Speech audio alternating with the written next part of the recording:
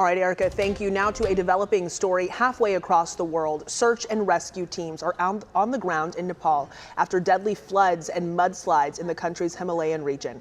At least 469 people are dead and more than 1,500 are still missing. A North Texas couple is among those still missing this morning. Deepak and Madhu Ahuja traveled with Isha Sacred Walks and were at an immigration facility in Tibet when the floods swept through. The U.S. is sending $500,000 for aid as authorities warn of more possible flooding today.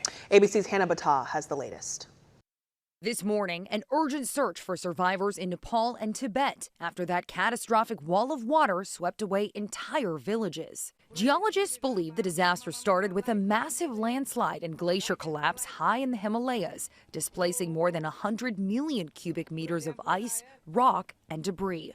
The flood was so sudden and fast-moving, experts say Nepal's warning system may not have had enough time to alert people to move to safer ground. Hundreds are dead and nearly 1,000 people were still missing overnight, including 90 Americans. The urgent recovery is underway and it's been complicated by mountains of mud and debris. Communication lines are down, roads are blocked. Here at home, vigils for the victims as families desperately wait for word on their loved ones. One man sharing this video of his brother, who he says had planned his trip to Nepal for years. I know that when we see the videos of the devastation that has been done, it's very painful, but we are hopeful, we are positive, we are trying, we are praying for his safe return.